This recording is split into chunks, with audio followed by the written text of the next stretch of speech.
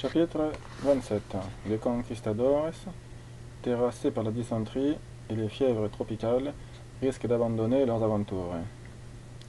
Les marins qui se lancent dans les grands voyages océaniques à la recherche des terres nouvelles, ou seulement à la suite d'autres marins qui ont déjà défriché ces terres, après avoir encouru des risques classiques de la navigation. Les risques classiques de la navigation sont très fréquemment frappés par des maladies intestinales et des fièvres qu'ils mettent pied à terre, comme les voyageurs de nos jours qui visitent des régions tropicales et souffrent de la touriste. Au début du XVIe siècle, les expéditions entières ont risqué une faillite catastrophique à cause de l'alimentation, des insectes et du climat local. Les bateaux, caracs et galions, qui traversent les océans sont très souvent des navires de commerce ou de guerre qui se lancent dans une aventure sans connaître toutes les conditions maritimes et climatiques qu'ils vont affronter. Aucun de ces bateaux n'est construit en vue d'un voyage océanique. À partir du milieu du XVIe siècle et seulement, les nouveaux bâtiments sont conçus avec différentes techniques pour procéder à de longues traversées. Tous les bateaux doivent disposer de beaucoup d'espace pour stocker l'eau et les vivres destinés à nourrir l'équipage pendant une durée très souvent inconnue. Par exemple, Magellan commet une erreur tragique.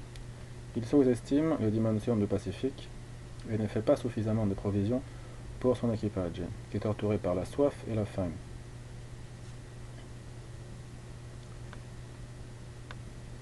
Pigafetta, le chroniqueur de ce long voyage, écrit que les bateaux naviguent pendant 3 mois et 20 jours sans pouvoir s'alimenter avec de la nourriture fraîche, que les galettes sont mouillées par l'urine des rats, que l'eau est infectée et que les rats se négocient un demi-ducat, étant la seule viande fraîche disponible à bord.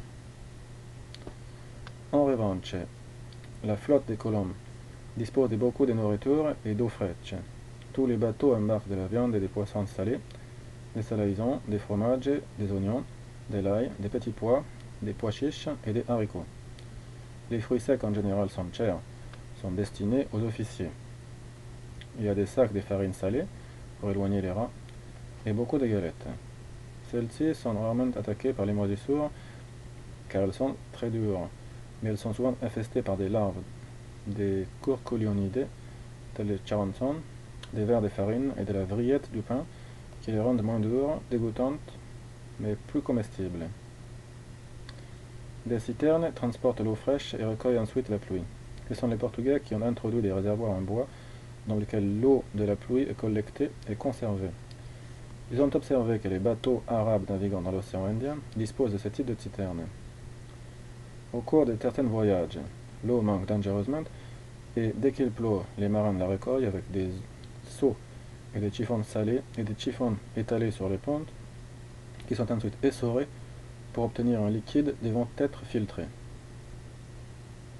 Il y a aussi des réserves d'alcool, mais il est distribué avec grande modération. Le scorbut menace les marins et les voyageurs vivant dans des conditions hygiéniques épouvantables, dans un climat très souvent humide, obligés de dormir dans des hamacs et de changer rarement de vêtements. Les calfatages des bateaux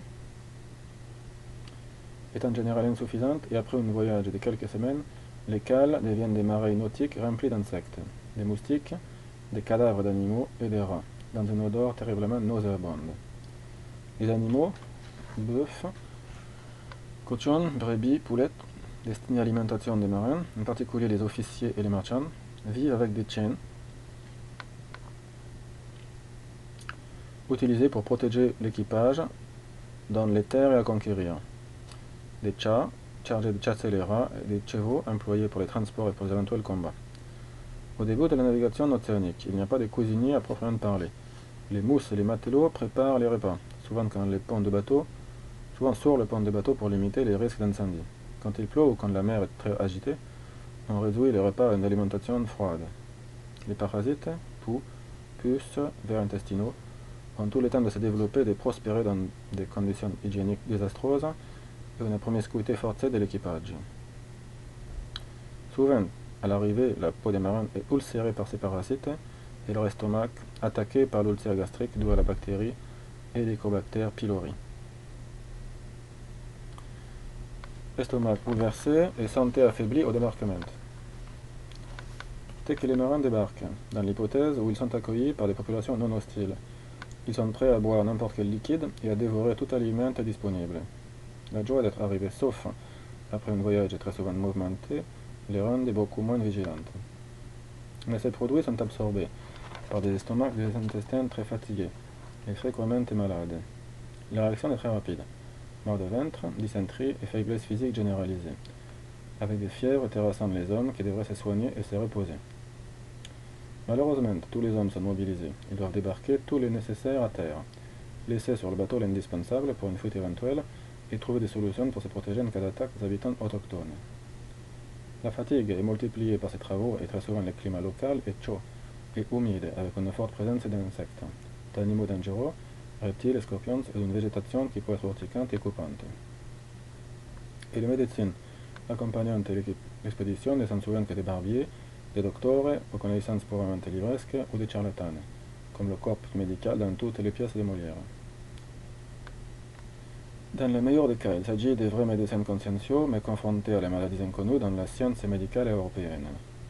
Il faudra attendre au moins demi-siècle pour que les premiers voyages océaniques pour disposer d'une médecine officielle compétente à bord des navires sillonnant les océans. Les compagnies des Indes anglaises et hollandaises sont les premières institutions à généraliser la présence d'un service médical à bord des bateaux. Et ce n'est qu'au cours du XVIIIe siècle que les marines militaires s'équipent d'écoles préparant des officiers médecins qui sont embarqués.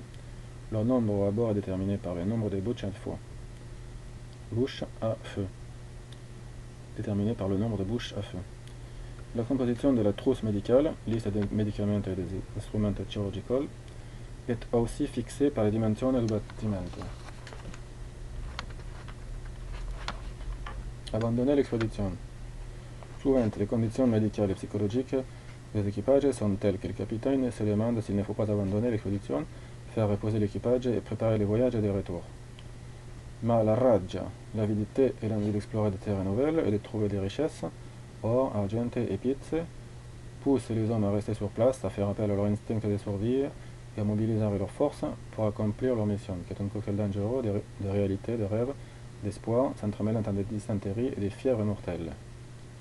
Les difficultés pour continuer l'exploration sont évidentes et seule la fièvre est de l'or pour donner le courage d'avancer, mais un coût psychologique et moral très élevé, doublé d'un brin de folie, comme le montre le film de Werner Herzog, Aguirre, La colère de Dieu, décrivant l'expédition espagnole mandatée au XVIe siècle par Pizarro qui part à la recherche de l'Eldorado sur les ordres de Pedro de Ursúa. Lope de Aguirre, l'un de ses lieutenants, illuminé et mégalomane, s'oppose à son autorité, se rebelle et dirige l'expédition, décimée par la maladie, les terribles conditions de voyage et des autochtones. Évidemment, les contacts avec les populations locales génèrent des problèmes que l'on n'avait pas imaginés. Les maladies nouvelles transitent d'une population à une autre et d'un continent à un autre avec la rapidité de nos voyages. La coupure du reste du monde des populations américano-andines pendant environ 11 000 ans après la traversée du détroit de Bering, empruntée pour la première fois il y a quelques 30 000 ans, leur avait permis de demeurer isolés dans un cadre peu propice à la diffusion des épidémies, comme des espaces peu peuplés. Mais l'arrivée des conquistadores a modifié radicalement la donne. Conclusion. Violente, souvent ignorante et arrogante, les conquistadores, quelquefois mêlés à des hommes pieux, intelligents et cultivés, étaient tous logés à la même enseigne. Après un voyage plein de dangers, les risques d'une flèche empoisonnée, la dysenterie et les fièvres terrassantes. Seule la volonté de découvrir l'Eldorado et ou une inébranlable foi religieuse les ont fait avancer.